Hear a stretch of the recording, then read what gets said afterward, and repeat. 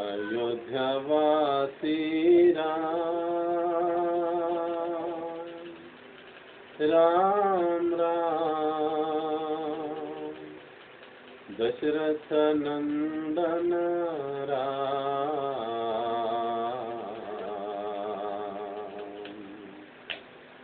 अयोध्यावासी राम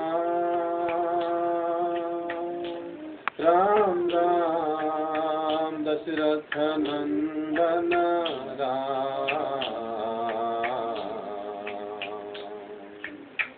पतित पावन जानकी जीवन पिता मोहन राम। पतित पावन जानकी जीवन सीता मोहन राम। अयोध्यावासी राम राम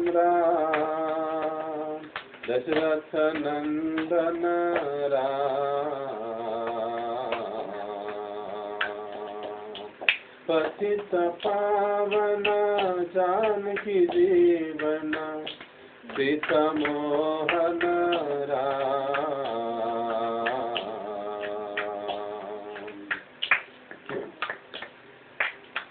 पतित पावन जानकी जीवन सीता मोहन राम। अयोध्यावासी राम राम दशरथ नंदन राम। पतित पावन जानकी जीवन सीता मोहन राम। बोलो राम जय जय राम, बोलो राम जय जय राम। राजा राम जय श्री राम, राजा राम जय श्री राम। पतित पावन जानकी जीवन सीता मोहन राम। पतित पावन जानकी जीवन सीता मोहन राम। अयोध्यावासी राम राम दशरथ नंदन राम। पतित पावन जानकी जीवन सीता मोहन राम। बोलो राम जय जय राम, बोलो राम जय जय राम। बोलो राम राजा राम, बोलो राम राजा राम। बोलो राम जय श्री राम, बोलो राम जय श्री राम। बोलो कलियुग पावन श्री हरिनाम संकीर्तन की जय। श्री श्री राधा कुंज बिहारी भगवान की जय। श्री निताई गौर सुंदर भगवान की जय। श्री श्री सीताराम लक्ष्मण भक्त हनुमान की जय। श्री राम कथा महोत्सव की जय। ओम अज्ञानतिमिरन्धस्य ज्ञानाञ्जनशलाकया चक्षुरुन्मिलितं येन तस्मै श्रीगुरवे नमः। श्रीचैतन्यमनोभीष्टं स्थापितं येन भूतले स्वयं रूपा कदा मह्यं ददाति स्वपदान्तिकम्। वन्देऽहं श्रीगुरो श्रीयुतापदकमलं श्रीगुरोन् वैष्णवांश्च श्रीरूपं साग्रजातं शरणरघुनाथान्वितं तं सजीवं साद्वैतं सावधूतं परिजनसहितं कृष्णचैतन्यदेवं श्री राधा कृष्ण पादान् सहगण ललिता श्री विशाखान्वितांश। नमः ओं विष्णुपादाय कृष्णपृष्ठाय भूतले श्रीमते भक्तिवेदान्त स्वामिनिति नामिने। नमस्ते सारस्वते देवे गौरवाणी प्रचारिणे निर्विशेष शून्यवादी पाश्चात्यदेशतारिणे।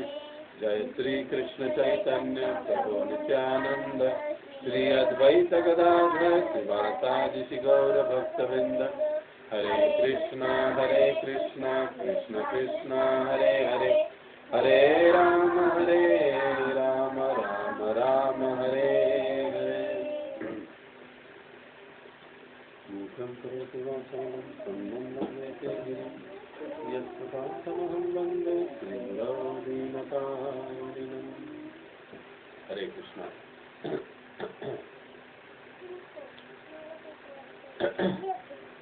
लोकाभिरामं रणरङ्गधीरं लोकाभिरामं रणरङ्गधीरं राजीवनेत्रं रघुवंशनाथं राजीवनेत्रं रघुवंशनाथं कारुण्यरूपं करुणाकरन्तं कारुण्यरूपं करुणाकरन्तं श्रीरामचन्द्रं शरणं प्रपद्ये श्रीरामचन्द्रं शरणं प्रपद्ये।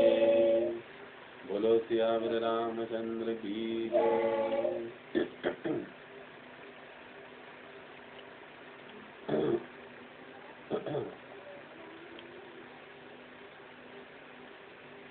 रामायण के महात्म्य के संदर्भ में एक सुंदर श्लोक आता है।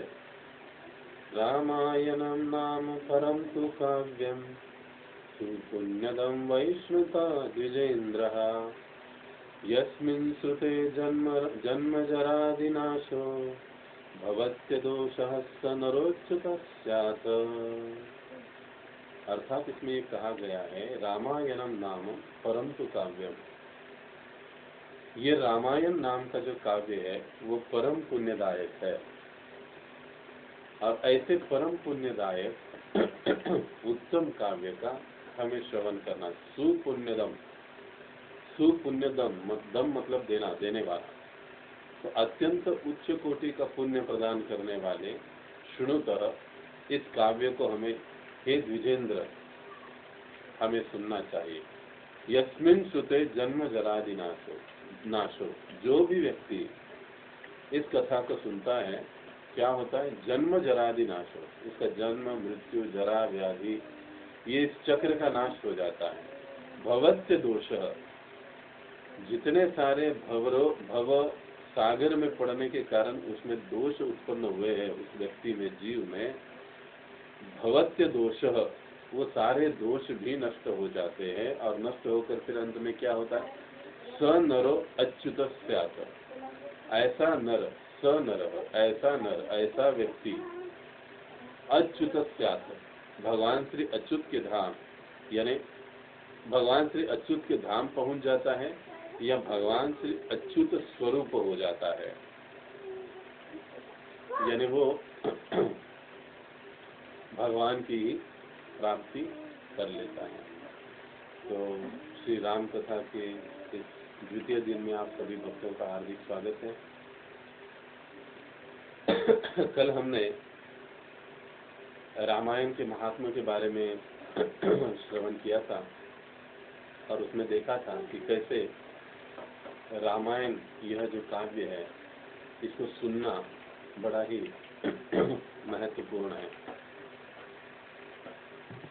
इस संदर्भ में मैं आज कुछ सोच रहा था तब एक पंक्ति मुझे याद आ रही थी भक्ति विनोद ठाकुर जी के भजन का। दुर्लभ मानव जन्म लभिया संसारे, कृष्ण ना भजिनु कहीं दुख, क्षमा करे, कृष्ण ना भजिनु दुख कहीं वो कहा। भक्ति विनोद ठाकुर कहते हैं कि दुर्लभ मानव जन्म लभिया संसारे, इस संसार में हमको ये जो मनुष्य जीवन मिला है ये बड़ा ही दुर्लभ है।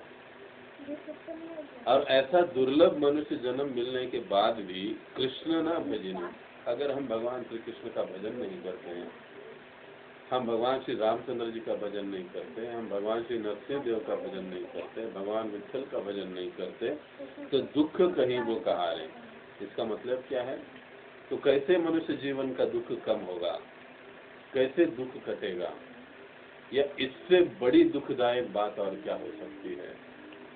अलग अलग दृष्टि से हम इस एक शब्द को समझ सकते हैं कि मनुष्य जन्म मिलने के बाद भी यदि हम भगवान का भजन नहीं कर रहे, उनकी कथा को नहीं सुन रहे, उनकी कथा में रुचि उत्पन्न नहीं कर रहे, तो इससे दुर्भाग्यपूर्ण बात और क्या हो सकती है? ऐसे भक्तिविनोद ठाकुर कहते हैं।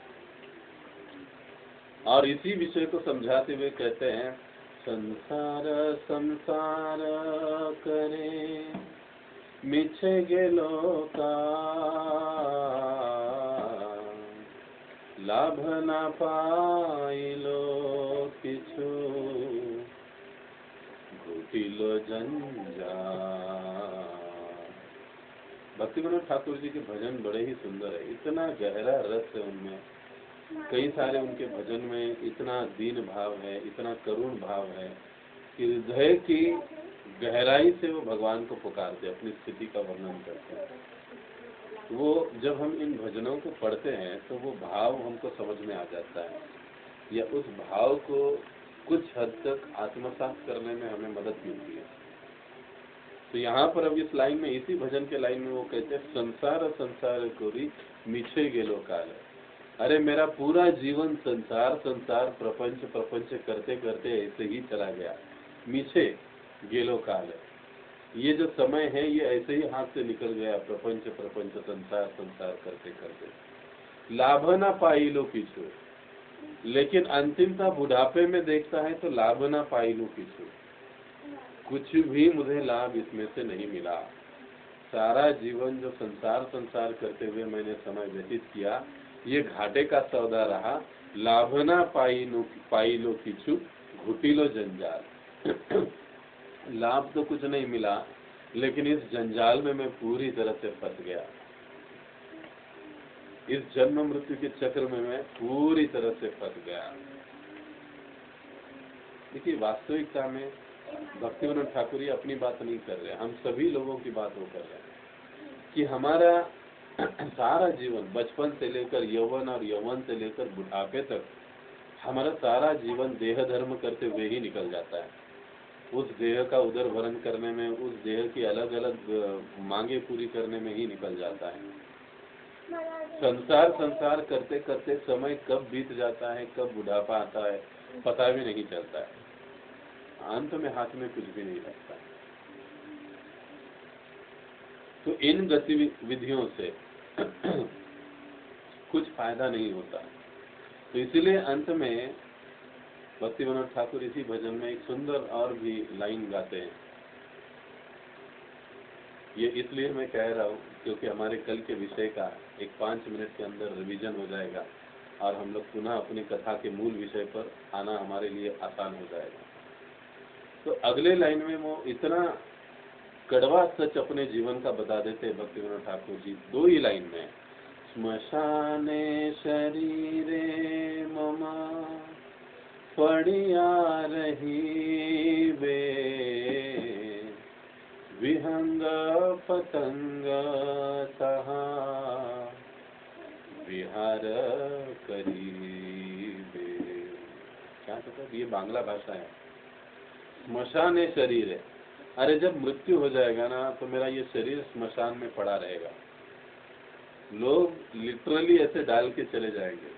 जब मृत्यु होगा तो मेरे सारे सगे संबंधी, बीवी, बच्चा, बेटा कहेंगे, अरे जल्दी से ले जाओ, 1-2 घंटे के भीतर निपटा दो, जल्दी ले जाओ। और ये शरीर ऐसे श्मशान में पड़ा रहेगा। और क्या कहते, विहंग पतंग कहा, कीड़े मकोड़े, पशु पंछी, ये उस शव के इर्द गिर्द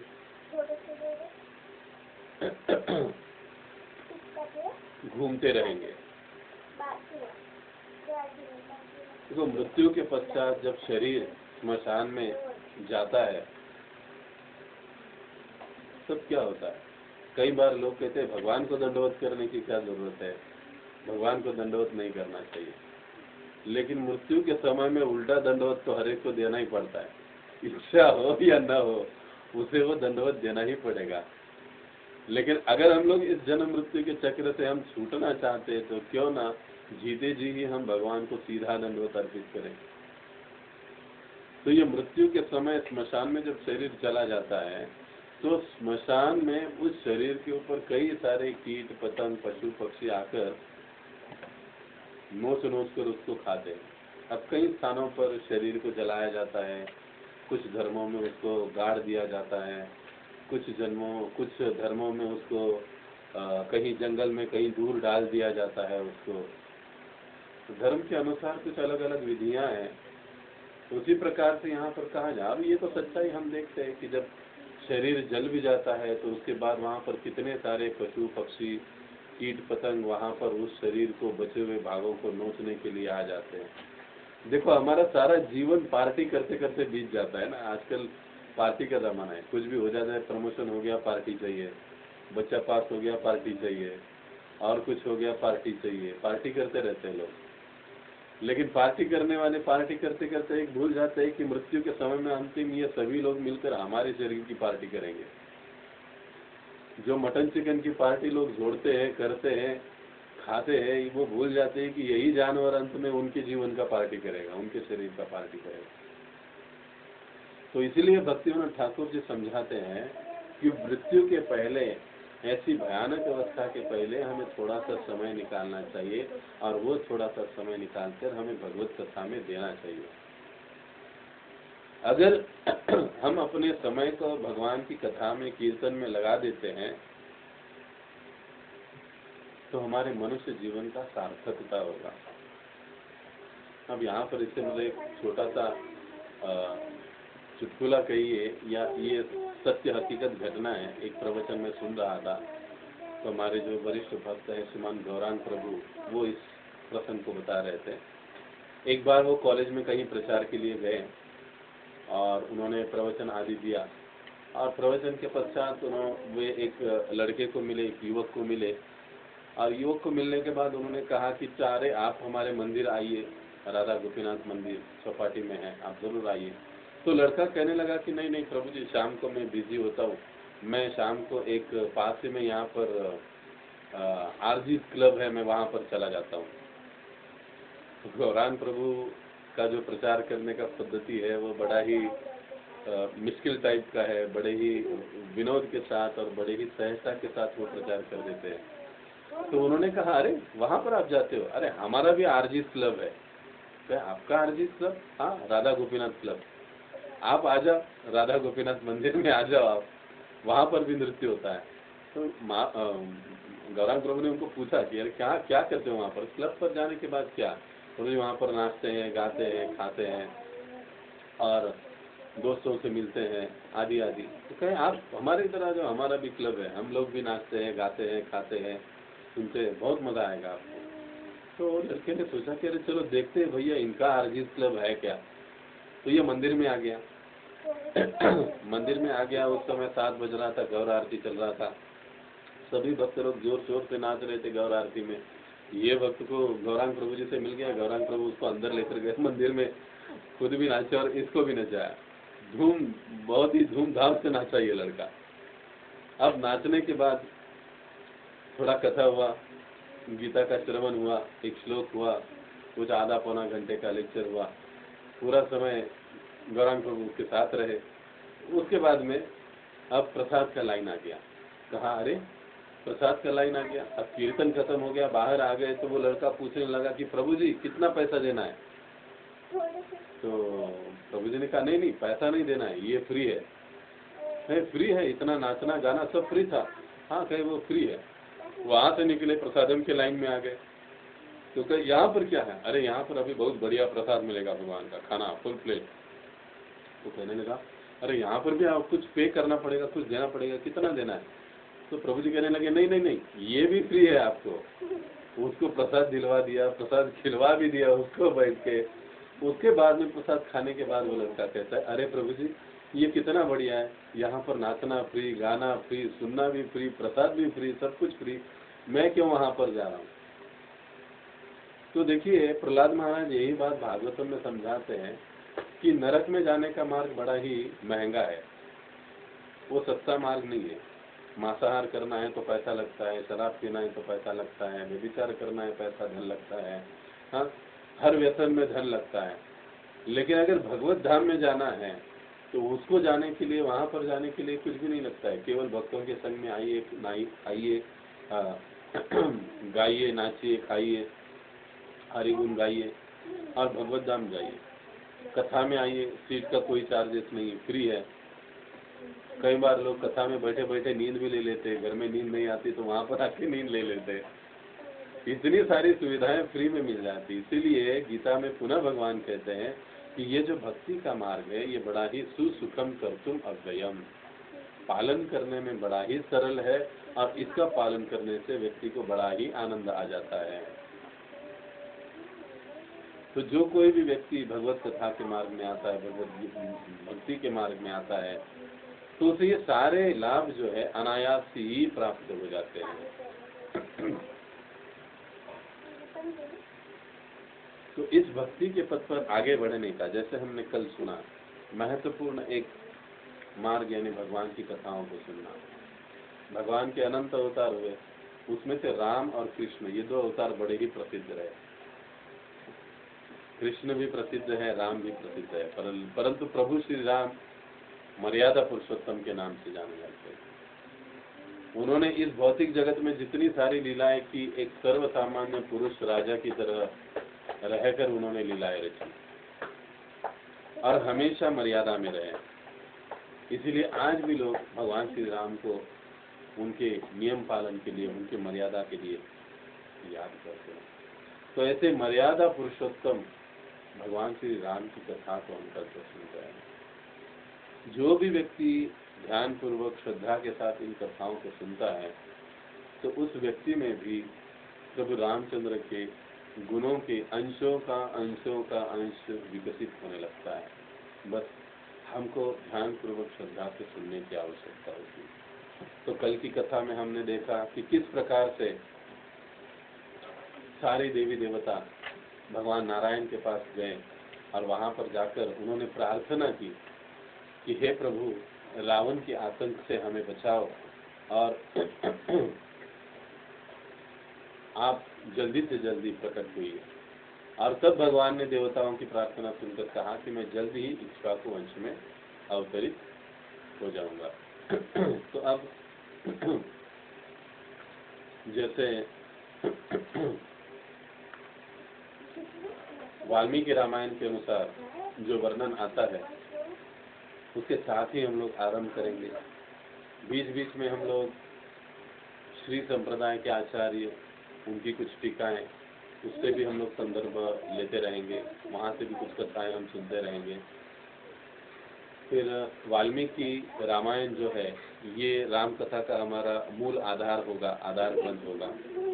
और फिर कुछ हद तक हम तुलसी रामायण पर भी कुछ कहेंगे या उससे भी हम कुछ प्रसंगों की चर्चा करेंगे। तो ऐसा सम्मिलित कर हम लोग इस कथा को चलाएंगे और रामायण से जिस प्रसंग में जो सीख हमको मिलती है हमारे आध्यात्मिक जीवन को आगे बढ़ाने के लिए, उसको हम ग्रहण करेंगे। देखिए, प्रभु रामचंद्र जी की कथा रामायण सभी जानते हैं, ऐसा नहीं कि कोई नहीं जानता है। लेकिन शास्त्रों में जो प्रसंग है या ये जो भगवान की लीलाएं हैं, भगवान के जो अलग अलग प्रसंग है, उन्होंने जो लीलाएं की है, उन लीलाओं से हम सर्वसाधारण जीव क्या शिक्षा ग्रहण कर सकते हैं, ये सबसे महत्वपूर्ण बात है। क्योंकि यही शिक्षा, यही सीख हमको आध्यात्मिक जीवन में आगे बढ़ाती है, हमको भगवत साक्षात्कार के लिए हमको आगे बढ़ाती है, हमको भगवान के और करीब ले जाती है। और भगवान की लीला भले ही एक हो, लेकिन भगवान की एक ही लीला पर अनेक अनेक आचार्य अलग अलग दृष्टि से अपनी टीकाएं देते रहते हैं, अपने मत देते रहते हैं। और कई हद तक ये सारे मत प्रामाणिक भी होते हैं। और उन मतों की दृष्टि से या उन मतों के आधार पर हम भी क्या शिक्षा ले सकते हैं, इस पर हम चर्चा करेंगे। तो आइए कथा को आरंभ करते हुए अब वाल्मीकि रामायण इस मूल ग्रंथ से हम आरंभ करते हैं। बहुत समय पहले वाल्मीकि नाम के एक महान ऋषि रहा करते थे। अब ये वाल्मीकि ऋषि का इतिहास हम सभी जानते हैं। और वाल्मीकि ऋषि ऐसे ऋषि थे, वो हर समय भगवान की लीलाओं में आनंद लेते थे, भगवान की लीलाओं का गुणगान करने में, चर्चा करने में आनंद लेते थे। उनका अपना आश्रम था, कई सारे शिष्य थे और उनके एक विशेष एक शिष्य थे, वे थे भरद्वाज मुनि। और उनके साथ वो कई बार घंटों घंटों तक कृष्ण भावना पर, भगवत भक्ति पर चर्चा करते रहते। तो एक दिन अपनी कुटिया में वो अपने शिष्यों के साथ भगवत भक्ति कृष्ण भावना पर चर्चा कर रहे थे। तभी उसी समय उनकी कुटिया में नारद मुनि का आगमन हुआ। नारद मुनि को देखकर वाल्मीकि मुनि बड़े ही आश्चर्यचकित हो गए और आनंदित भी हो गए। उन्होंने नारद मुनि का बड़े ही उत्साह के साथ, प्रेम के साथ स्वागत किया, सत्कार किया, मीठे वचन बोले, बैठने के लिए आसन दिया, जल दिया आदि। कोई भी वैष्णव जब हमारे यहाँ पधारता है तो उसे हमें कुछ न कुछ तो देकर भेजना चाहिए। यानी देकर का मतलब है प्रसाद दे, अगर मीठे शब्दों से उनका स्वागत करें, बैठने के लिए आसन दें और हो सके तो उनकी प्रसाद के माध्यम से सेवा करें। ये वैष्णव धर्म होता है, ये वैष्णव एटिकेट होता है जो हम पूर्वापार से देखते आ रहे हैं। और क्योंकि हम एक वैष्णव बनने की कोशिश कर रहे हैं तो हमको भी इसको पालन करना चाहिए। जब हमारे घर पर कोई वैष्णव, कोई भक्त आते हैं तो हमें भी बड़े प्रेम के साथ उनका स्वागत सत्कार जरूर करना चाहिए। स्वागत सत्कार का मतलब है कोई ढोल ताशा बजाकर की बात नहीं है, लेकिन हंसते हुए मीठे स्वर से उनका स्वागत करना, जल देना, बैठने के लिए आसन देना, यदि हमसे संभव है तो कुछ छोटा सा प्रसाद देना। अगर प्रसाद के समय पर वो आए हैं तो पूरे प्रसाद के लिए उनको पूछना, ऐसी उनकी सेवा करना, ये हमारे वैष्णव एटिकेट्स हैं, ये वैष्णव का आदान प्रदान है। तो हम यहाँ पर देखते हैं कि वाल्मीकि मुनि नारद मुनि का किस तरह स्वागत सत्कार करते हैं। और सारा सेवा होने के पश्चात वाल्मीकि मुनि कहते हैं कि हे प्रभु, आपका आगमन मेरे लिए बड़ा ही शुभ प्रतीत होता है। वैष्णव सेवा जब जिसे मिलती है तो एक प्रकार से उसके लिए शुभता का उदय होता है, उसके भाग्य का उदय होता है। तो वाल्मीकि मुनि नारद मुनि से कहते कि हे प्रभु, आपका आगमन मेरे लिए अति शुभ प्रतीत होता है। लेकिन हे प्रभु, मेरे हृदय में एक शंका है, एक प्रश्न है, कृपया आप मुझे मार्गदर्शन कीजिए। और फिर वाल्मीकि मुनि उनसे अपने हृदय का एक जो प्रश्न है वो पूछते हैं। देखिए, गुरु से, वरिष्ठ जनों से प्रश्न पूछने का पद्धति क्या होता है। जैसे भगवत गीता में भगवान कहते हैं, तद्विद्धि प्रणिपातेन परिप्रश्नेन सेवया उपदेक्षन्ति ते ज्ञानम ज्ञानी न तत्वदर्शिनः। तद्विद्धि प्रणिपातेन, आप नम्रता के साथ गुरु के पास जाओ, प्रणिपातेन, उनको प्रणाम करो, उनकी सेवा करो, और फिर परिप्रश्नेन, और फिर अपने प्रश्न उनसे पूछो। ऐसा नहीं कि डायरेक्टली गए और उनको प्रश्न पूछ लिया, नहीं, ऐसे नहीं होता है। तो यहाँ पर हम लोग देखते हैं कि वाल्मीकि मुनि के हृदय में प्रश्न था, लेकिन सबसे पहले जब नारद मुनि को उन्होंने देखा, उनका स्वागत किया, सत्कार किया, सेवा की उनकी, और बाद में उन्होंने उनसे प्रश्न पूछा। ये महत्वपूर्ण बात। तो उनका प्रश्न भी बड़ा ही लोक कल्याणकारी था। जो साधुजन, संतजन जो प्रश्न पूछते हैं ना, वो ऐसे अनाप शनाप प्रश्न नहीं पूछते हैं कि अरे सब्जी का भाव क्या है, सोना क्या भाव चल रहा है, राजनीति में क्या हो रहा है, इससे उनको कोई लेना देना नहीं होता। उनका प्रश्न समस्त जीवों के कल्याण के लिए होता है। स्वयं के लिए तो वो पूछते ही है कई बार, लेकिन उसके माध्यम से वो कई सारे अन्य जीवों का भी लाभ करवा देते हैं। ऐसे ही वाल्मीकि मुनि का प्रश्न था। वो कहने लगे कि हे तत्वज्ञानियों में श्रेष्ठ मुनिवर, कृपया हमें बताइए कि वर्तमान समय में इस धरती पर ऐसे कौन है जो संपूर्ण ऐश्वर्य के स्वामी है, सुसंस्कृत है, विद्वान है, शक्तिशाली है, उच्च विचार वाले हैं। ऐसा वो कहने लगे। सत्यवादी है, सुंदर है, मेधावी है, भाग्य की देवी किसके साथ है, कृपा करके बताइए। ये उनका प्रश्न था। वैसे देखा जाए तो ये प्रश्न बड़ा ही अजब भी लग सकता है, सरल भी लग सकता है। ऐसा क्यों प्रश्न पूछा? क्योंकि वाल्मीकि मुनि ये जानना चाहते थे कि वर्तमान समय में वास्तविक रूप से धर्मशील राजा, धर्मपरायण राजा कौन है, कौन है जो पूर्ण रूपेण धर्म को आत्मसात करके चल रहा है। ये उनकी जिज्ञासा थी। देखो आज के समय में जिज्ञासा क्या होती है कि हमारे शहर में, हमारे एरिया में, मेरी बिल्डिंग में सबसे ज्यादा अमीर धनवान कौन है, किसके पास ज्यादा गाड़ी है, किसके पास ज्यादा ये है, किसके पास ज्यादा वो है। लेकिन जो साधु संत के प्रश्न होते हैं वो कैसे भगवान से संबंधित होते हैं, और हमको भी कैसे प्रश्न पूछने चाहिए गुरु से, साधु से, इसका हमें यहाँ पर ज्ञान हो जाता है कि ऐसे प्रश्न, भगवान से संबंधित प्रश्न, हमारी आत्मा से संबंधित प्रश्न हमें पूछने चाहिए। जब नारद मुनि ने यह सुना तो उनको बड़ा प्रसन्नता हुई कि अरे कितना सुंदर प्रश्न उन्होंने पूछा है। और वो साधु साधु कहकर वाल्मीकि मुनि को धन्यवाद देते हैं और कहने लगते कि हे वाल्मीकि, हे प्रचेता के पुत्र वाल्मीकि, सुनो, वर्तमान समय में राम नाम के प्रख्यात राजा इक्ष्वाकु वंश में अवतरित हुए हैं, जो कि श्रेष्ठ गुणों वाले हैं, जो कि ऐश्वर्यशाली है, जिनका अपने इंद्रियों पर पूर्ण रूप से नियंत्रण है। ऐसे है राजा राम। और फिर आगे चलकर वाल्मीकि रामायण में वर्णन आता है, प्रभु रामचंद्र जी का पूरा यथारूप वर्णन, कि भगवान रामचंद्र कैसे दिखते हैं उसका वर्णन करते हैं। वर्णन करते हुए पहला ही शब्द वो यूज करते हैं, जैसे हम चैतन्य महाप्रभु जी के बारे में कहते हैं, जानुलंबितो भुजो कनकावदातो, कि प्रभु रामचंद्र जी की जो भुजाएं हैं वो घुटनों तक जाती है, घुटनों तक जाने वाली उनकी भुजाएं, ऐसे प्रभु रामचंद्र है। और उनकी जो गर्दन है, उनके गर्दन पर 3 मंगल रेखाएं होती है। यह भगवान के ऐश्वर्य या उनके सौंदर्य के गुणों का वर्णन भगवान कर रहा है, क्षमा कीजिए, नारद मुनि कर रहे हैं। वैसे शास्त्रों में कई जगह नारद मुनि को भी भगवान कहा जाता है। तो नारद मुनि इस प्रकार से वर्णन कर रहे हैं, 3 मंगल रेखाएं उनके गर्दन पर दिखाई देती है।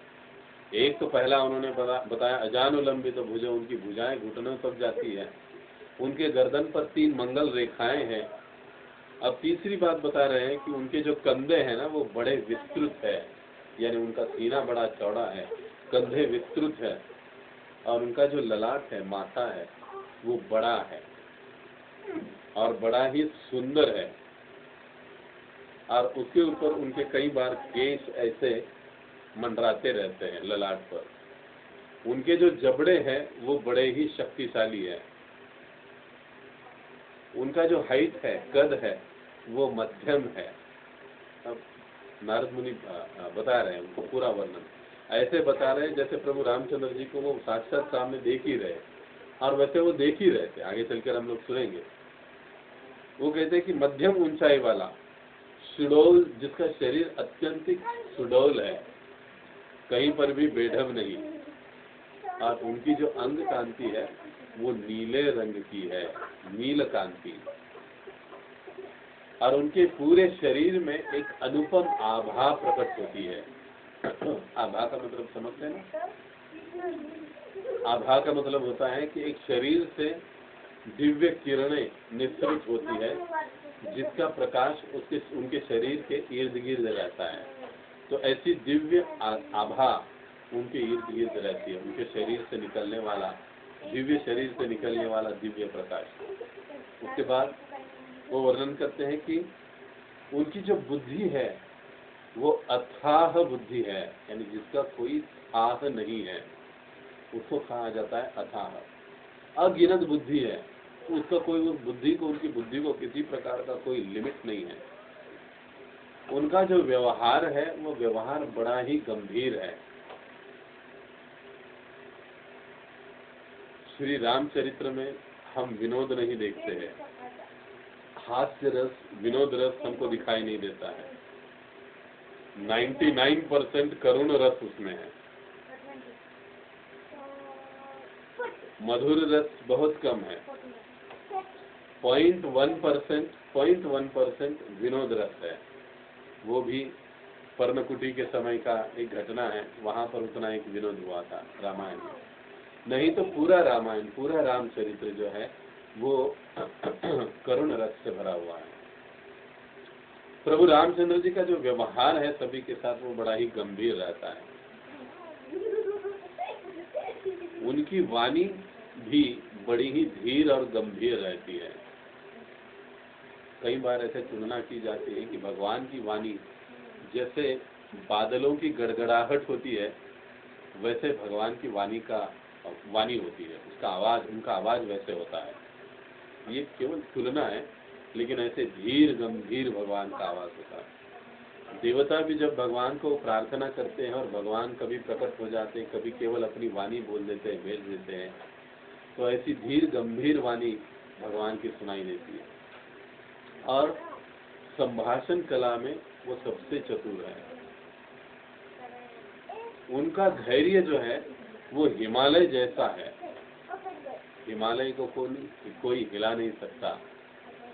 कितना विशाल है उसका धैर्य, उनका धैर्य, क्षमा करें, उनका धैर्य बड़ा विशाल है। हम देख सकते हैं कि बिल्कुल किसी प्रकार की कोई सेना न होते हुए कुछ बंदरों की सहायता से उन्होंने इतने बड़े असुर राजा रावण पर विजय प्राप्त की। उनका धैर्य, उनकी शक्ति जो है वो भगवान विष्णु के जैसी है। अब ऐसे नारद मुनि कहते हैं, हाँ, नारद मुनि जानते हैं कि प्रभु रामचंद्र जी तो स्वयं साक्षात ये तो भगवान ही है, लेकिन वो कहते हैं कि शक्ति में वो भगवान विष्णु जैसे है। यहाँ पर वो भेद नहीं खोल रहे कि यही भगवान है, वो कहते हैं शक्ति में वो भगवान विष्णु जैसे। उनका सौंदर्य मानो चंद्रमा जैसे है, उनका क्रोध अग्नि के समान है, उनका ऐश्वर्य कुबेर के समान है, सदाचार में वो धर्मदेव से कम नहीं है, धर्मराज से कम नहीं है। ऐसे प्रभु रामचंद्र जी का अतिशय सुंदर वर्णन वाल्मीकि मुनि के सामने नारद मुनि करते हैं। और ये वर्णन करने के पश्चात महाराज दशरथ या प्रभु रामचंद्र जी की अयोध्या धाम का भी वर्णन करते हैं। ऐसे कहा जाता है कि जब भी हम कथा करते हैं, जिस इष्ट की हम कथा करते हैं, उनकी कथा का महात्म्य, उनके रूप का गुणगान, उनके रूप का महात्म्य और फिर उनके धाम का महात्म्य, ये कुछ शब्दों में होना ही चाहिए, अन्यथा फिर वो कथा अपूर्ण कही जाती है। तो ये जो अयोध्या नगरी है, वैसे इसका इतिहास भी बहुत बड़ा है और महात्म्य भी बहुत बड़ा है, और नारद मुनि बड़े विस्तार से बताए। लेकिन हम कुछ 2-3 चीजें अयोध्या धाम के बारे में, उनके महात्म्य के बारे में हम सुनेंगे। अयोध्या शब्द का मतलब ही है कि जिसका कभी वध नहीं होता, जिसका कभी नाश नहीं होता, अवध्य, जिसका कभी नाश नहीं होता। पूरे ब्रह्मांड सृष्टि का नाश होने के बाद भी अयोध्या का नाश नहीं होता। जैसे हम वृंदावन के बारे में कहते हैं, वैसे जगन्नाथपुरी के बारे में कहते हैं, वैसे अयोध्या के बारे में अवध्य। दूसरा अर्थ विश्वनाथ चक्रवर्ती ठाकुर समझाते हैं कि अयोध्या का मतलब है जिसको कोई कभी जीत नहीं सकता। यही कारण था कि रावण भी अयोध्या पर आक्रमण करने की डेयरिंग नहीं करता था, क्योंकि वो भी अयोध्या के महात्म्य को समझता था कि ये जरूर कोई पुण्यवान भूमि है जिस पर मेरे जैसा राजा आक्रमण करके जीत नहीं सकता। और हालांकि महाराज दशरथ की ख्याति तो थी ही थी, दशरथ का मतलब जिसका रथ 10 दिशाओं में दौड़ता है, जिसकी कीर्ति 10 दिशाओं में फैली है, जिसकी विजय पताका 10 दिशाओं में फैला है, वो दशरथ। तो दशरथ भी कोई कम नहीं थे। तो इसलिए रावण ने पूरा साम्राज्य जीतने के बाद भी पृथ्वी का अयोध्या पर आक्रमण नहीं किया था। तो ऐसी अयोध्या नगरी। अब इस अयोध्या नगरी में किसी प्रकार का कोई रोग नहीं होता है। प्रभु रामचंद्र जी के समय में, महाराज दशरथ के समय में कोई रोगी नहीं, कोई मानसिक रोगी नहीं अयोध्या में। सारे प्रकार की सुख और संपन्नता अयोध्या में बसती थी। भूख से मरने वाला अयोध्या में कोई नहीं। कोई अयोध्या में चोरी नहीं करता था। लॉक सिस्टम अयोध्या में थी ही नहीं कभी। अकाल कभी अयोध्या में पड़ता नहीं था, यानी अतिवृष्टि या बरसात ही न होना आदि बातें कभी अयोध्या में नहीं होती। अकाल मृत्यु का अभाव, कभी भी किसी का अकाल मृत्यु नहीं होगा, आकस्मिक मृत्यु नहीं होगा। अपना जीवन जीने के बाद ही व्यक्ति मरेगा, यानी पहला बाप मरेगा फिर बेटा मरेगा। ऐसा गलती से नहीं होगा बेटे से पहले बाप मरेगा। ये उस धाम का महात्म्य था।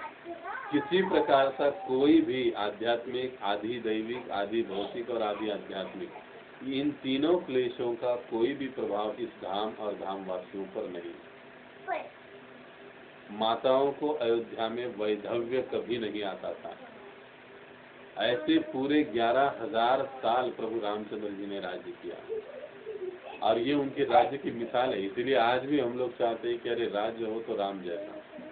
इसलिए आज भी हम लोग राम राज्य की कामना करते हैं, क्योंकि वहां पर वैसी व्यवस्था थी। प्रभु रामचंद्र अपने बच्चों की तरह प्रजा की देखभाल किया करते थे। तो इस प्रकार से नारद मुनि ने यहाँ पर संक्षेप में रामलीला का वर्णन किया और वो पुनः अपनी यात्रा के लिए निकल पड़े। अब ये सारी कथा प्रभु रामचंद्र जी का वर्णन आदि सुनने के बाद वाल्मीकि मुनि अपने चिंतन में मग्न हो गए। कह रहे मुझे कितना मधुर हो। उस समय कोई रिकॉर्डिंग सिस्टम वगैरह था नहीं कि रिकॉर्ड करके रख ले। तो एक पार्टी हुआ करते थे उस समय, सभी शिष्य भी। एक बार पढ़ लिया, एक बार सुन लिया, श्रुतिधर एक पाठी, मतलब एक बार पढ़ लिया याद रह गया। श्रुतिधर एक बार सुन लिया याद रह गया। तो एक बार सुनने के बाद उसको चिंतन करते थे। इसलिए हमारे गुरु महाराज भी कई बार कहते हैं, कई बार हम लोग कथाएं तो बहुत सुनते हैं, प्रवचन भी बहुत सुनते हैं, लेकिन सुनकर हम छोड़ देते हैं। महाराजांच्या भाषेतच सांगायचं झालं तर आपण जनावरांसारखे रवंथ करत नाही। जिस प्रकार से पशु, क्षमा कीजिए बुरा मत लगनी दीजिए, ये एक सत्यता है। जब हम कथा को सुनते हैं, जब हम लीलाओं को सुनते हैं, जब हम ग्रंथों को, गीता भागवत को पढ़ते हैं, तो हमने जो पढ़ा उसका हमें चिंतन करना चाहिए, उसका मनन करना चाहिए, तब जाकर वो याद रहता है। नहीं तो 90% ड्युटी करते प्रभूजी आम्ही वाचतो पण लक्षातच राहत नाही। तुमचं कसं लक्षात राहतं किंवा कसं हे बाकी सगळे भक्त बोलतात वगैरह, नहीं, हम भी आप जैसे ही है। फर्क क्या है, जब हम पढ़ते हैं तो उसके ऊपर हमें चिंतन करना चाहिए, मनन करना चाहिए। त्यालाच महाराज म्हणतात रवंथ। ज्या प्रकारे गाय, बकरी आधी पटपट पटपट खाऊन घेतात आणि मग निवांत एका ठिकाणी बसतात आणि मग ते परत बाहेर काढून त्याला बारीक चावत बसतात, त्याला रवंथ म्हणतात। हमने कथाओं को सुन लिया, पढ़ लिया, जब हम शांत क्षणों में बैठ जाते हैं तो उस समय हमको उसको स्मरण करना चाहिए, उसके ऊपर चिंतन करना चाहिए, उसके ऊपर मनन करना चाहिए। ये प्रोसेस जिस भक्त के पास होता है ना, वो कथा सुनने के बाद कभी उस कथा को भूलेगा नहीं। गीता भागवत को पढ़ने के बाद श्लोक, उसके तात्पर्यों को कभी भूलेगा नहीं। कई बार हमको आश्चर्य लगता है कि अरे कुछ भक्त हैं वैसे बगैर देखे तात्पर्य प्रभुपाद जी के बताते कि इस श्लोक के तात्पर्य में प्रभुपाद जी ने ये कहा है, इस श्लोक के इस शब्द का अर्थ ये दिया है। क्यों? क्योंकि उसके पीछे उनका उतना साधना भी होता है और एक विशेष कृपा भी होता है उनके ऊपर, वो साधना के माध्यम से उनको मिल जाती है। तो ऐसे वाल्मीकि मुनि भी ये सब सुनने के बाद मग्न हो गए, वो चिंतन करने लगे और कुछ समय के बाद अपने शिष्य भरद्वाज के साथ तमसा नदी पर चले गए। अब तमसा नदी पर जब वो गए तो वहां पर तट पर बैठ गए पुनः वापस, और प्रभु रामचंद्र की लीलाओं पर उनके रूप के जो वर्णन, रूप का जो वर्णन नारद मुनि ने किया था उसका चिंतन करने लगे। अब यहाँ से रामायण की एक महत्वपूर्ण घटना आरंभ होती है। यही वाल्मीकि मुनि के जीवन में घटित हुई घटना रामायण को जन्म देती है, इस काव्य को जन्म देती है। जो लिखा गया ये काव्य, उसका मूल ये घटना है। तट पर बैठकर जब वो प्रभु रामचंद्र जी का चिंतन कर रहे थे, तभी उन्होंने देखा कि दो क्रौंच पक्षी दूर पेड़ की डाली पर बैठकर प्रेम आलाप कर रहे हैं, आपस में प्रेम का आदान प्रदान कर रहे हैं पंछियों का। और जिस प्रकार से वो आपस में प्रेम के आदान प्रदान में व्यस्त थे, तो ऐसे लग रहा था कि दोनों पक्षी बड़े ही आनंदित है, नर पक्षी, मादा क्रौंच, नर क्रौंच दोनों भी। उसी समय वाल्मीकि जी ने देखा कि कहीं दूर से किसी एक शिकारी ने एक तीर मार दिया, और वो तीर सीधे जाकर वो नर क्रौंच पक्षी के सीने को भेद गया, और तुरंत वो पक्षी नीचे गिर गया। अपने साथी को नीचे गिरता हुआ और मरता हुआ देखकर वो जो मादा क्रौंच है वो जोर जोर से उसके इर्द गिर्द घूमकर विलाप करने लगी। देखिए, विलाप केवल मनुष्य जीवन में होता है, ये गलतफहमी हृदय से निकाल लीजिए। ये विलाप पशु पक्षियों के जीवन में भी होता है, ये कोई बड़ी बात नहीं है। ऐसे विलाप हम अनेक जन्मों से करते आए हैं, और अगर ऐसे विलाप करने से हमको आगे चलकर बचना है तो फिर हमको गंभीरता से कृष्ण भावना का स्वीकार करना चाहिए। यहाँ पर ये पंछी मादा क्रौंच अपने साथी को इस अवस्था में देखकर वो जोर जोर से रो रही है, चीख रही है, आवाज निकाल रही है, उसके इर्द गिर्द घूम रही है। ये दृश्य देखकर वाल्मीकि मुनि को दया के कारण उस शिकारी पर बड़ा क्रोध आ गया। अरे कैसा क्रूर व्यक्ति है ये, एक निष्पाप पक्षी की इसने हत्या की, वे भी उस समय जब वो आपसी प्रेम में मग्न थे। और ये दृश्य देखकर उनको बड़ा क्रोध आ गया, और क्रोध आने के साथ ही उन्होंने उस शिकारी को वहीं पर श्राप दे दिया। मां निषाद प्रतिष्ठाम त्वमगम समाह यत् क्रौच मिथुनादेकम अवधि काम मोहितम। कि हे क्रूर निषाद, मां निषाद, हे क्रूर निषाद, प्रतिष्ठान त्वम गम समहा, तुम जो हो वो अत्यंत क्रूर हो, तुम्हें कभी गमहा समहा, तुमको कभी भी शांति प्राप्त नहीं होगी। क्यों? क्योंकि यत् क्रौच मिथुना देखे ना, मतलब ये क्रौंच पक्षी जब मैथुन क्रिया में संलग्न थे, काम मोहित थे, उसी समय तुमने उनके ऊपर आक्रमण करके उनकी हत्या कर दी है।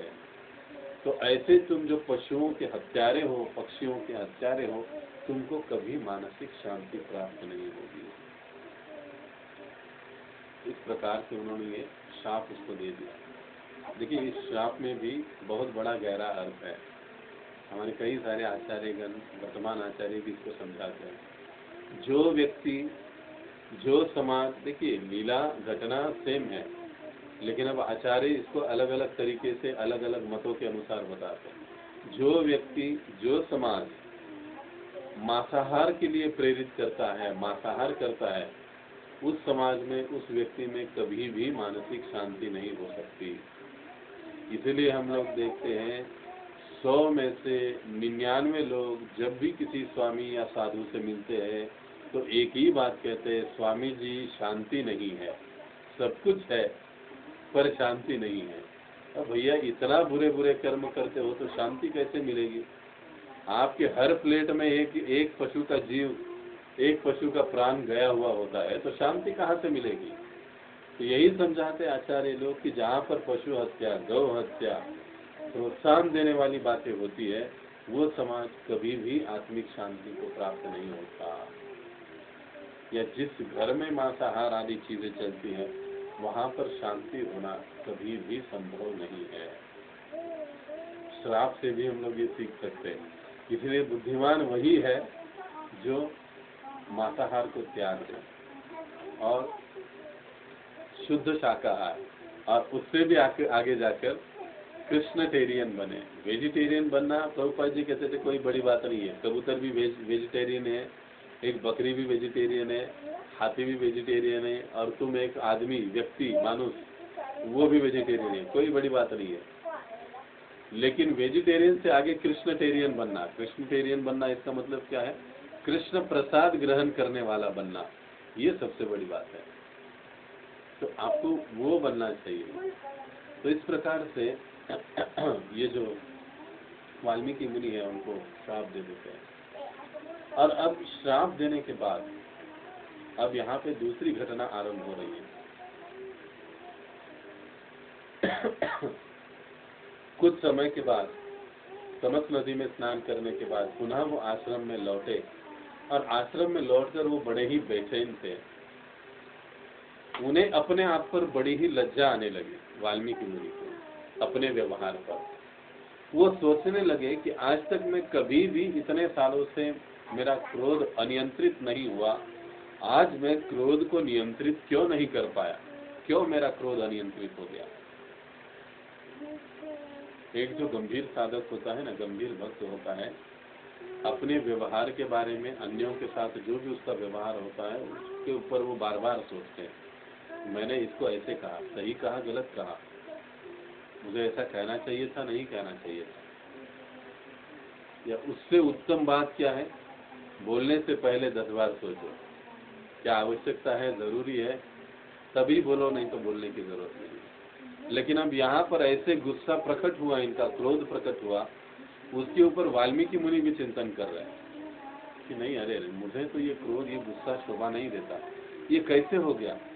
अनियंत्रित रूप से मैंने इस निषाद पर गुस्सा व्यक्त किया और मैंने श्राप भी उसको दे दिया। तो इस घटना के कारण वो चर्चा करने लगे भरद्वाज मुनि से कि मुझसे ऐसे कैसे हो गया। रामायण में बड़ा ही सुंदर श्लोक इसके संबंध में आता है। तपते यजते चैव यच्छदानं प्रयच्छति क्रोधेन सर्वं हरति तस्मात् क्रोधं विसर्जयेत्। क्या कहा गया है?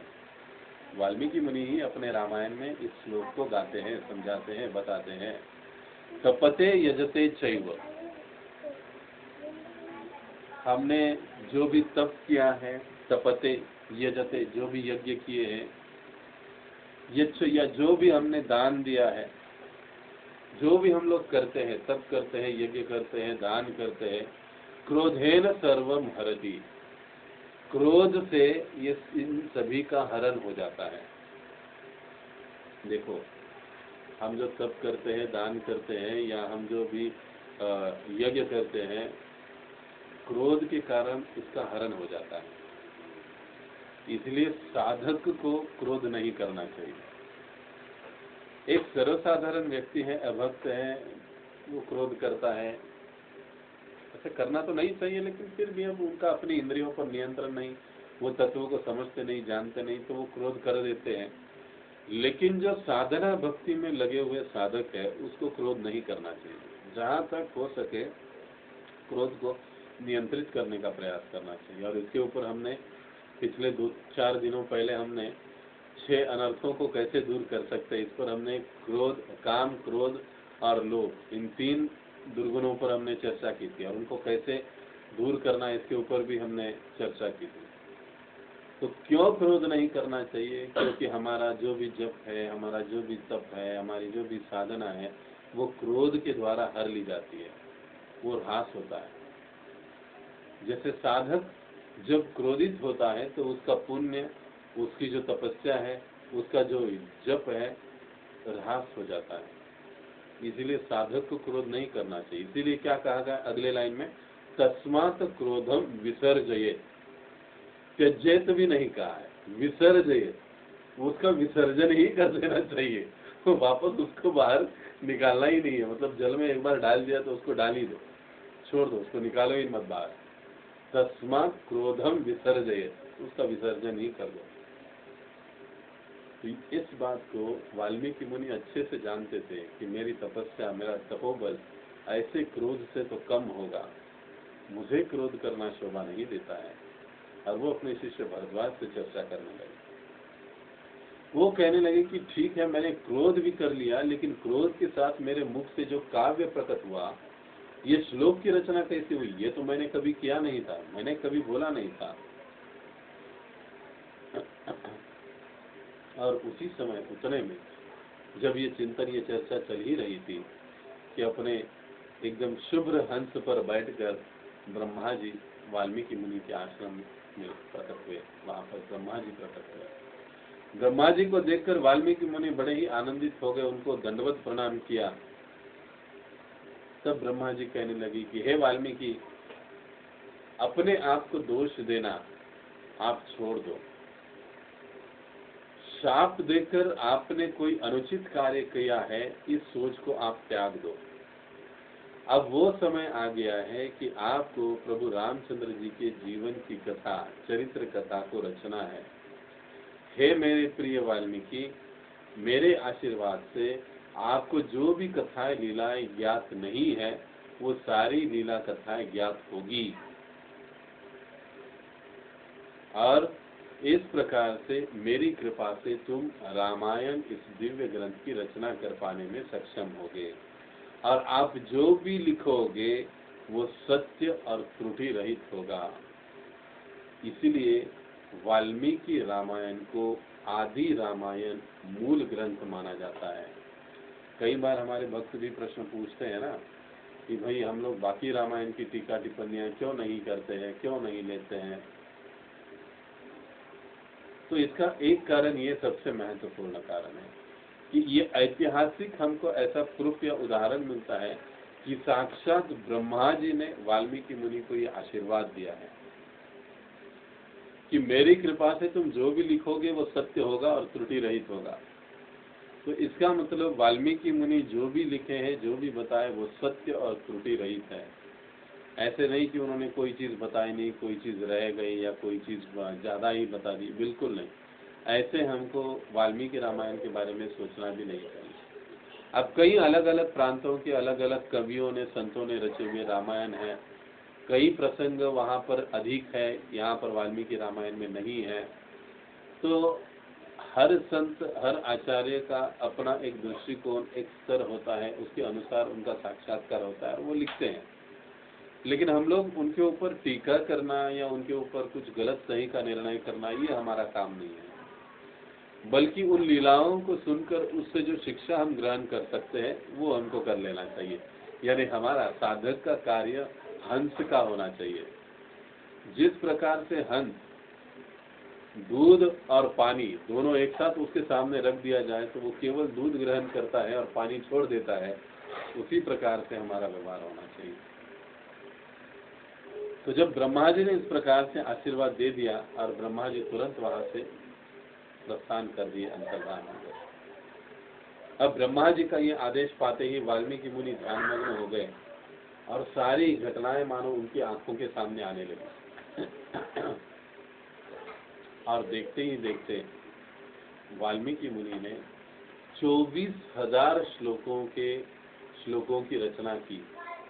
यानी रामायण के कुल मिलाकर 24,000 श्लोक हैं और उन 24,000 श्लोकों की रचना उन्होंने की। और ये रामायण ग्रंथ का सृष्टि हुई या उत्पत्ति हुई। बोलो श्री रामायण की जय, श्री रामलीला की जय। इस प्रकार से उन्होंने इस रामायण ग्रंथ की रचना की। अब रचना के पश्चात उनको चिंता सताने लगी कि किस प्रकार से इसका प्रचार और प्रसार होगा, क्योंकि ये जो प्रभु का गुणगान है, प्रभु की लीलाएं हैं, वो एक ग्रंथ में बंद हो, ये बात तो ठीक नहीं है। सारे जनमानस तक ये पहुंचनी चाहिए। ऐसा विचार ही जब वो कर रहे थे, तब उसी समय उनके दो शिष्य लव और कुश उनके समक्ष आ गए। अब ये वो समय है, ये वाल्मीकि रामायण के अनुसार हम प्रसंगानुरूप आगे जा रहे हैं। उत्तर रामायण चल रहा है, माता सीता वहीं पर है वाल्मीकि आश्रम में अपने 2 पुत्रों के साथ, और जो लव कुश है वो भी दोनों वाल्मीकि मुनि से शिक्षा ग्रहण कर रहे हैं। और अब इसी समय से वो चिंता कर रहे हैं कि मैंने रामायण तो लिख दी, लेकिन अब इसका प्रचार प्रसार कौन करेगा, तो इसकी जिम्मेदारी वो लव और कुश पर दे देते हैं। और फिर लव और कुश को ये जिम्मेदारी देकर पूरा गायन उनको सिखा देते हैं, और लव और कुश गांव-गांव जाकर इस रामायण का पाठ करते हैं, लोगों को रामायण सुनाते हैं। ऐसा हमको वर्णन मिलता है वाल्मीकि रामायण में। और जैसे ही लव और कुश गाना आरंभ कर देते, सारे लोग मंत्रमुग्ध होकर सारी कथाओं को, लीलाओं को सुनते रहते, पूरे रामायण को। कोई जगह से हिलता नहीं है बिल्कुल, इतनी मधुरता के साथ वो कथा करते हैं। और फिर उस कथा में पुनः अयोध्या धाम का वर्णन आता है कि किस प्रकार सरयू के तट पर कौशल नाम का राज्य है, और उसमें अयोध्या नाम की नगरी है जो मनु के द्वारा निर्मित है। वहाँ पर बहुत ही सुंदर सीधे रास्ते हैं, और इर्द गिर्द बहुत ही सुंदर सुंदर पुष्पों के फूलों की झाड़ी है। संगमरमर से निर्मित वहाँ की दीवारें हैं, अट्टालिकाएं हैं, जिसके ऊपर स्वर्ण और रजत की नक्काशी की गई है। ऐसा बड़ा ही सुंदर अयोध्या धाम का वर्णन पूरा अब यहाँ पर हमको मिलता है। प्रारंभ में वाल्मीकि मुनि तो बहुत संक्षेप में सुनाते हैं, लेकिन यहाँ पर जब लव और कुश कथा करते हैं तो बड़े ही विस्तार के साथ वो पूरे अयोध्या धाम का वर्णन करते हैं। और फिर महाराज दशरथ का वर्णन आता है। ये जो महाराज दशरथ है, बड़े ही निरभिमानी राजर्षि है। वे राजर्षि है, यानी ऋषि जैसे राजा, और बड़े ही धार्मिक हैं। अपने बच्चों की तरह वो अपने प्रजा की देखभाल करने वाले हैं। और ये जो राजा है, अपने गृहस्थ धर्म का बहुत ही अच्छे तरीके से पालन करते हैं। इनके राज्य में कोई उद्दंड नहीं था, कोई नास्तिक नहीं था, और कोई कृपण भी नहीं था। ऐसे कहा जाता है, अयोध्या में कोई नास्तिक नहीं, कोई कृपण नहीं, कोई उद्दंड नहीं। कलयुग में ये तीनों गुण भरे पड़े हुए हैं, कृपणता, उद्दंडता और नास्तिकता। लेकिन ये कहा जाता है कि अयोध्या में महाराज दशरथ के समय में ये बिल्कुल चीजें वहां पर नहीं थी। अब इतने वैभवशाली और संपन्न होने के बाद भी राजा को एक चिंता थी कि उनको कोई पुत्र नहीं था, और पुत्र प्राप्ति के लिए वो बड़े ही परेशान थे। और अपनी वंश परंपरा को आगे चलाने के लिए उन्होंने ये निर्णय किया कि मुझे अश्वमेघ यज्ञ करना चाहिए। और पुरोहितों से उन्होंने सम्मति ले ली, और फिर अपने मंत्री सुमंत्र द्वारा विचार विमर्श किया। और जब सुमंत्र इस बात को सुनते हैं तो बड़े ही प्रसन्न हो जाते, कहते कि हे राजन, अब वो समय आ गया है कि जल्दी ही आपको 4 पुत्रों की प्राप्ति होगी। ऐसे सुमंत्र भी वहां पर कह देते हैं। और फिर आगे चलकर वशिष्ठ मुनि के पास जाकर महाराज दशरथ जो है वो विचार विनिमय करते हैं, और आगे पुत्र कामेष्टि नामक का जो यज्ञ है वो यज्ञ करने का निश्चय पूरी तरह से बना लेते हैं। अब यहाँ पर कथा आती है कि किस प्रकार से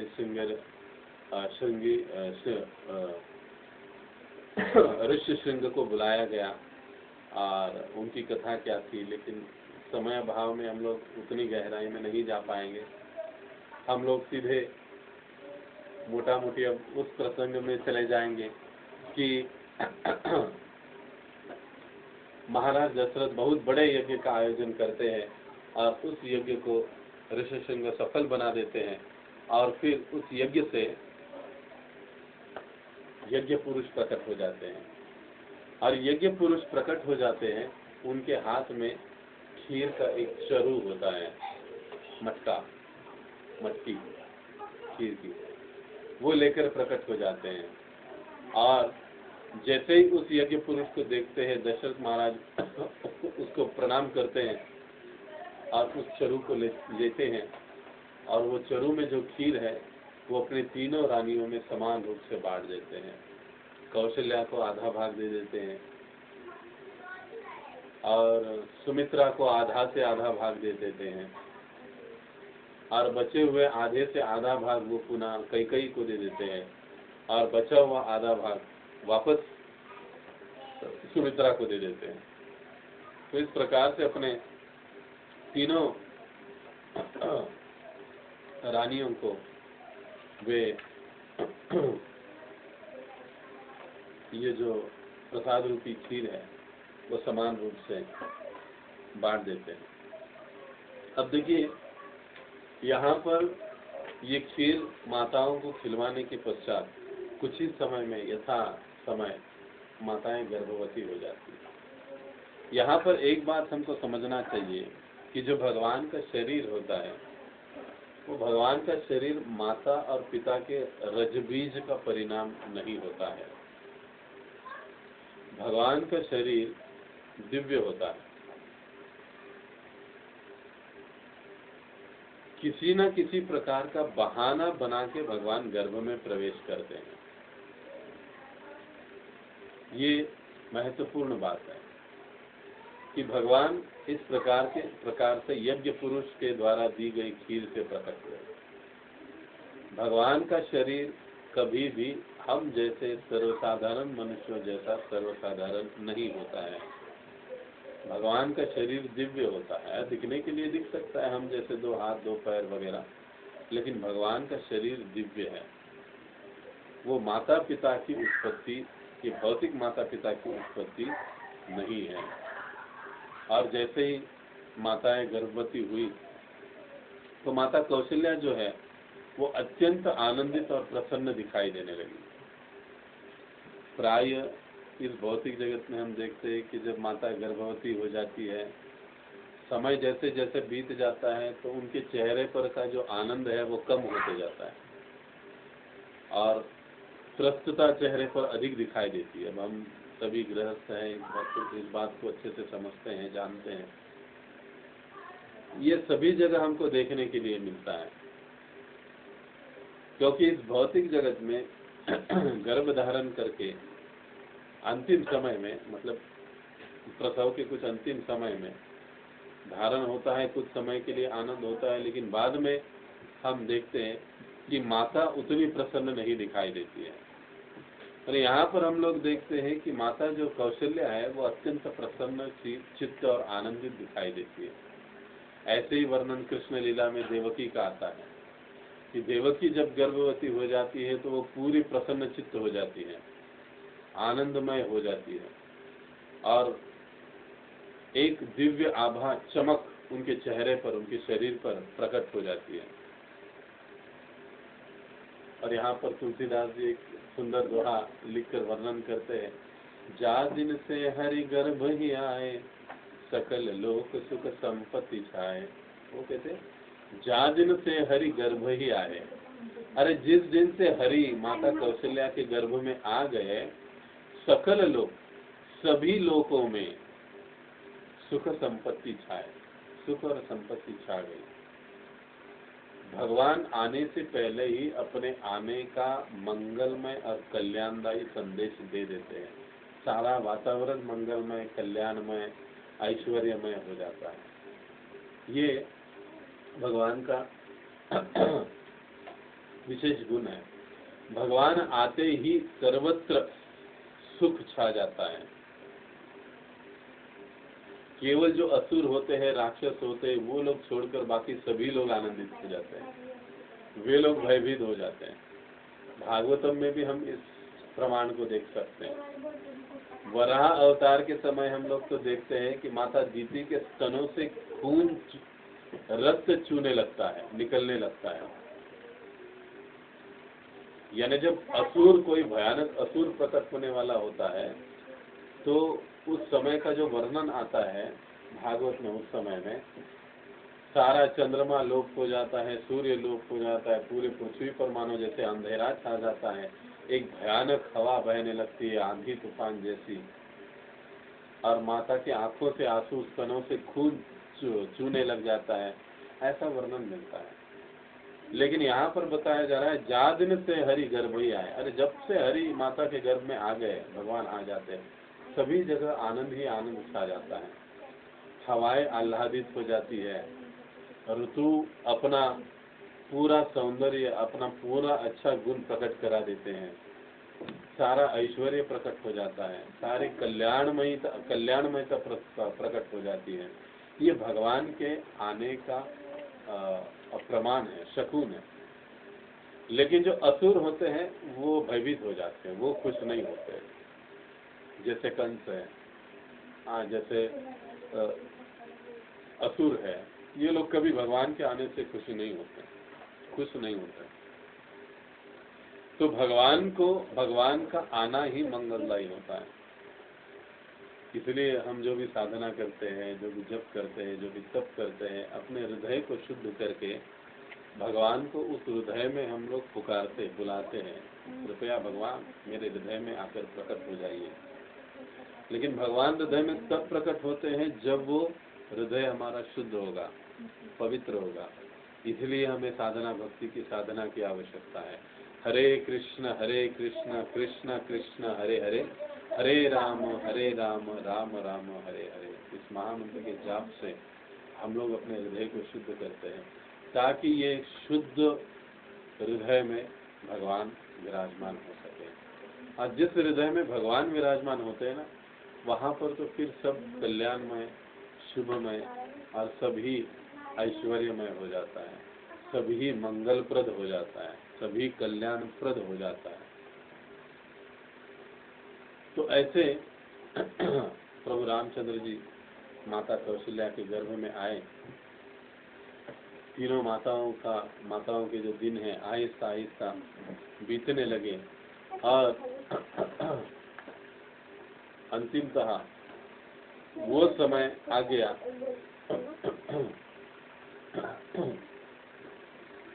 कि जब प्रभु रामचंद्र जी का आगमन हुआ। तो ऐसे बताया जाता है, जैसे तुलसी रामायण में भी कहते हैं, नवमी तिथि मधुमास पुनीता, शुक्ल पक्ष अभिजित हरि प्रीता। तुलसीदास जी कहते हैं कि नवमी तिथि, भगवान के प्रकट होने का दिन, तारीख क्या थी, तो वो नवमी थी। मधुमास पुनीता, और महीना कौन सा था, मधु महीना था, मधुमास। और वो कैसा था, पुनीता, अत्यंत पुनीत पवित्र था। अब मधुमास यानी ये चैत्र का महीना, चैत्र के महीने में मधु की उत्पत्ति, हनी, मधु की उत्पत्ति ज्यादा होती है, इसलिए चैत्र को कई बार मधुमास कहा जाता है। तो चैत्र महीने में मधुमास में भगवान प्रकट हुए। पक्ष कौन सा था, शुक्ल पक्ष, और मुहूर्त कौन सा था, अभिजित मुहूर्त। ये अभिजित मुहूर्त का मतलब होता है भगवान का प्राकट्य हमेशा अभिजित मुहूर्त में होता है, और ये अभिजित मुहूर्त 12 बजे का होता है, लगभग 12 बजे से लेकर तो 12:15 के बीच में तक का ये अभिजित मुहूर्त कहा जाता है। तो इस दिन भगवान रामचंद्र जी रात के समय प्रकट हुए, क्षमा कीजिए, भगवान कृष्ण जी रात के समय प्रकट हुए, और प्रभु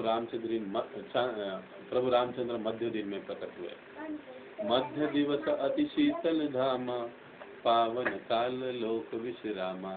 तुलसीदास जी पुनः कहते कि मध्य दिवस था, अति शीतल धामा, और मध्य दिवस दोपहर 12 के समय में ही अत्यंत मधुर आह्लाददायी सुगंधित वायु बहने लगी, फूल खिलने लगे, सभी भक्तों के मन में उल्लास आने लगा, देवता भी एकदम प्रसन्न हो गए, स्वागत करने लगे, और भगवान श्री रामचंद्र जी माता कौशल्या के गर्भ से प्रकट हुए। राम का मतलब होता है आनंद देने वाले, बल देने वाले, आध्यात्मिक बल देने वाले। आध्यात्मिक आनंद देने वाले। प्रभु रामचंद्र जी को साक्षात धर्म कहा जाता है। और अभी माता सुमित्रा से लक्ष्मण आए और फिर शत्रुघ्न आए।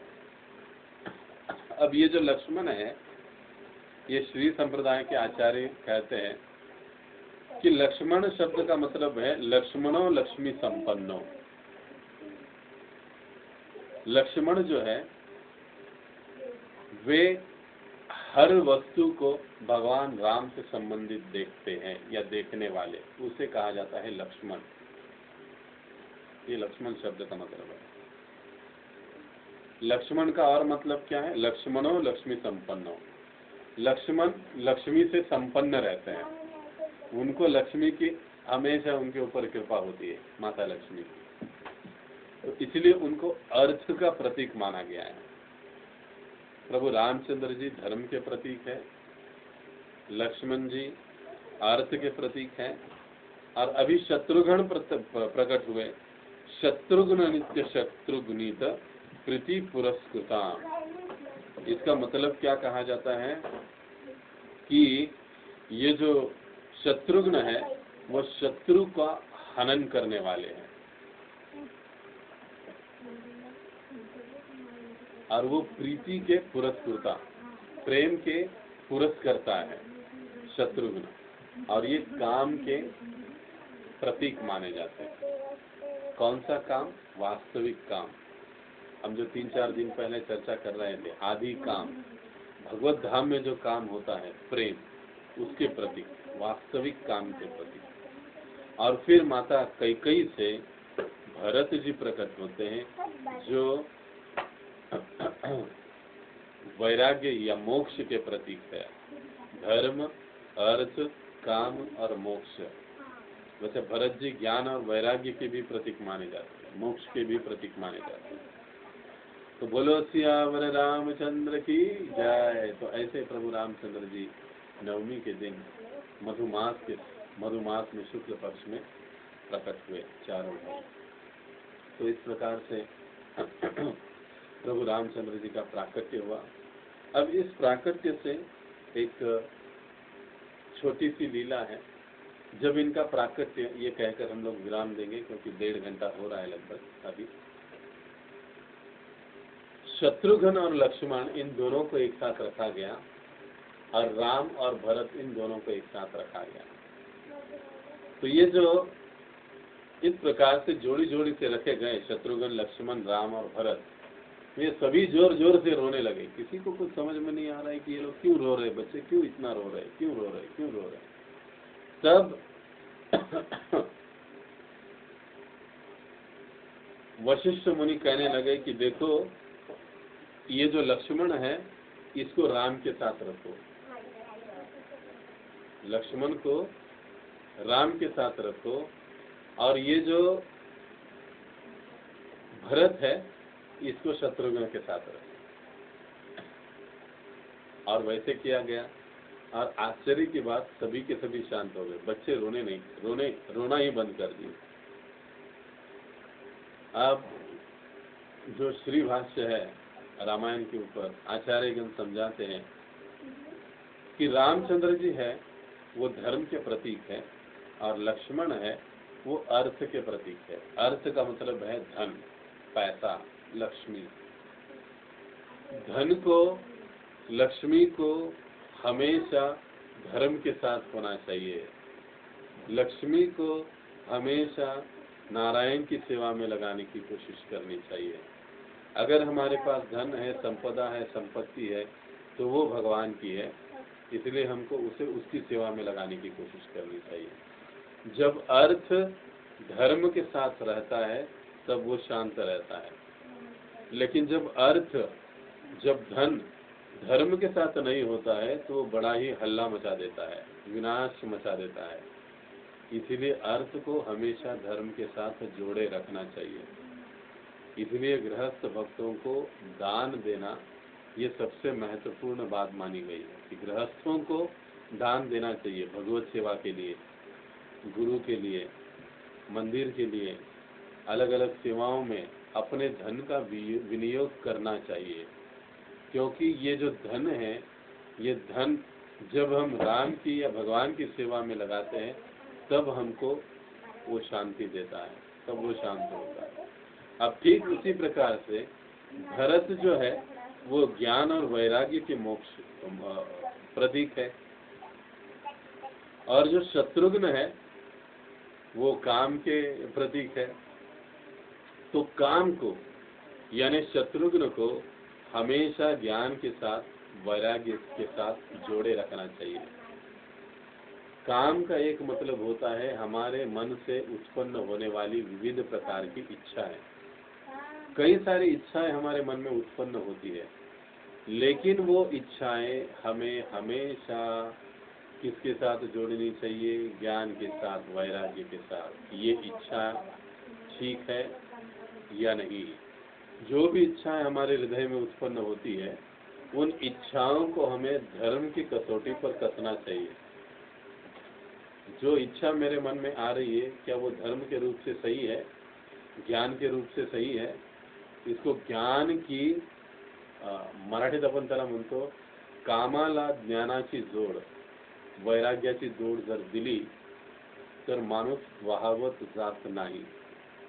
इसका मतलब होता है कि अगर हम काम को ज्ञान और वैराग्य से जोड़ देते हैं तो व्यक्ति कभी भी गलत रास्ते पर नहीं जाएगा। उसकी इच्छाएं धर्म के अनुरूप और ज्ञान के अनुरूप और मोक्ष के अनुरूप ही रहेगी। इसलिए शत्रुघ्न को भरत के साथ रखना ही उचित है और वो शांत हो गए। देखिए, सिंपल लीला है, लेकिन हम लोग बहुत महत्वपूर्ण चीज इसमें से सीख गए। तो इस प्रकार से प्रभु रामचंद्र जी का आविर्भाव हुआ, और अब यहाँ पर हम लोग कथा को विराम देते हैं। कल हम देखेंगे कि किस प्रकार से भगवान अपनी शिक्षा के लिए गुरुकुल जाते हैं, बहुत बढ़िया। और उसके बाद किस प्रकार से विश्वामित्र मुनि का आगमन होता है। कल हम कुछ बाल लीलाओं में से ताटका आदि असुरों का वध, इसकी भी थोड़ी सी विस्तारित चर्चा करेंगे और फिर आगे बढ़ेंगे। मैं ये चाहता हूँ, क्योंकि समय कम है, हर रोज तो हम प्रश्न उत्तर नहीं ले सकते हैं, लेकिन अंतिम दिन हम एक आधा घंटा प्रश्न उत्तर के लिए देंगे। आप जो भक्तों के जो भी प्रश्न होंगे बस एक कागज पर अपने पास लिख कर रखिए, और अंतिम दिन हम उसके ऊपर प्रश्नोत्तरी करेंगे। तो बहुत बहुत धन्यवाद। जगतगुरु श्रील प्रभुपाद की जय। बोलो सियावर रामचंद्र की जय। निताय गौर प्रेमानंदे हरि हरि बोल। तो वैसे 1 घंटा का समय बड़ा ही मुश्किल होता है। 1 घंटा कहते कहते 1.5 घंटा हो गया। तो 1.5 घंटा कथा ठीक है आपके लिए कि 1 घंटा ही रखना है कल से?